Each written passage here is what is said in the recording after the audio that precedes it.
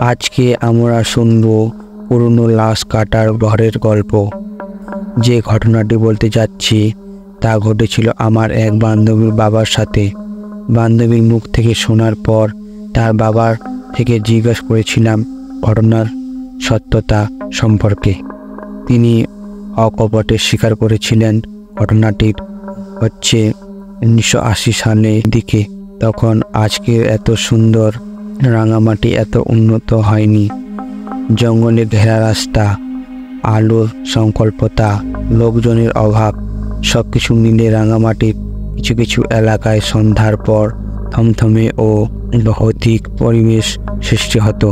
যে এলাকাটির ঘটনা নিয়ে এই গল্প, সেই এলাকাটির নাম হলো পুরাতন হাসপাতাল রোড। রাঙামাটিতে দুটি হাসপাতাল আছে, একটি স্টেডিয়াম এলাকায় নতুন হাসপাতাল, অন্যটি আব্দুল রফিক মাজারের পাশে পুরাতন হাসপাতাল। পুরাতন হাসপাতালটি নতুন হাসপাতাল হওয়ার পর বন্ধ করে দেওয়া হয়েছিল।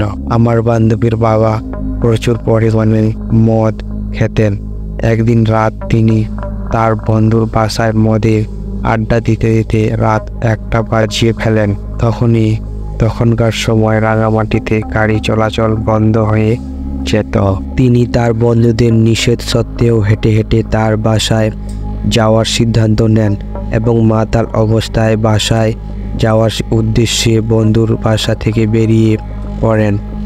আঙ্কেলের তখনকার বাসা ছিল পুলিশ লাইন এলাকায়। আঙ্কেল মাতাল অবস্থায় যখন মাজারের সামনে আসলেন তখন তিনি চিন্তা করলেন মেন রোড দিয়ে হেঁটে গেলে 1 ঘন্টা হাঁটতে হবে। যদি তিনি মাজারের পাশ দিয়ে যান তাহলে তিনি নৌকা পার হয়ে 10 মিনিটে বাসায় চলে আসতে পারবেন। উল্লেখ্য যে মাজারের পিছনে একটি বড় কবরস্থান আছে, তার পাশে ছোট্ট একটি মাটির রাস্তা দিয়ে খালে যাওয়া যায়। ওই খালের এক কোনায় পুরাতন হাসপাতালের লাশ কাটা ঘর ছিল। আঙ্কেল যখন মাজারের পাশ দিয়ে খালের রাস্তা দিয়ে যাচ্ছিলেন তখন তিনি খেয়াল করলেন মাজারের কবরস্থানের উঁচু দেয়ালের উপর থেকে একজন সাদা কাপড় পরিহিত বৃদ্ধ লোক তাকে খালের ওই দিকে যেতে নিষেধ করলেন। কিন্তু আঙ্কেল সে কথা পাত্তা দিলেন না। তিনি খালের দিকে যাওয়ার সিদ্ধান্তে অটল থাকলেন এবং হাঁটা শুরু করলেন। বৃদ্ধ লোকটি তখন বলে উঠল, পরে কোনো ক্ষতি হলে আমাকে দোষারোপ করতে পারবি না।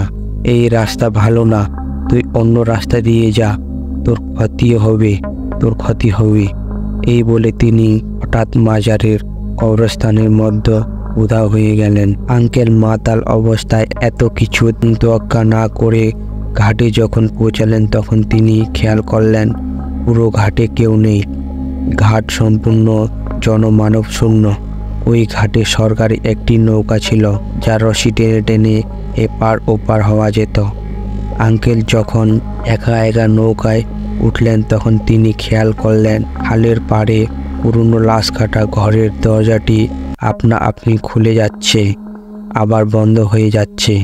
এসব দেখে আঙ্কেল প্রচণ্ড ভয় পায় এবং ভয় পাওয়ার ফলে তার নেশা কেটে যায়। তিনি যখন জোরে জোরে নৌকার রশি টানতে লাগলেন, কিন্তু তিনি হঠাৎ দেখতে পেলেন খালের ওই পারে ঘাটে কালো কাপড় পরিহিত বিবস্ত্র এক মহিলা তার দিকে দেখতে দেখতে আসছেন। আঙ্কেল সাথে সাথে মধ্য খালে নৌকা থামিয়ে ফেললেন এবং তার পকেট থেকে সিগারেট বাহির করে টানতে লাগলেন। উনি নাকি শুনেছিলেন আগুন সাথে থাকলে নাকি খারাপ কোনো কিছু পাশে আসতে পারে না। তখনই ওই মহিলাটি ঘাটে দাঁড়িয়ে দাঁড়িয়ে আঙ্কেলের দিকে তাকিয়ে তাকিয়ে আসছে। এদিকে আঙ্কেল একটার পর একটা সিগারেট জ্বালাইতে আছে, কিন্তু কিছুক্ষণ পর হঠাৎ মেয়েটি গরম হয়ে বলতে লাগলো, এই সামান্য আগুন আমার থেকে তোকে কতক্ষণ রক্ষা করবে? তোকে তো পাশে আসতেই হবে। আঙ্কেল এই কথা শোনার পর চিৎকার করে কান্না শুরু করে দেন এবং বাঁচার জন্য চিৎকার করেন, কিন্তু কোনো লাভ হয় না, আর আশেপাশে এলাকা এত সম্পূর্ণ নীরব। আঙ্কেলের কান্না দেখে বিভৎস সেই নারী আরও জোরে হাসতে শুরু করে। এগুলো করতে করতে ফরজের আজান দেওয়ার সময় হয়ে যায়।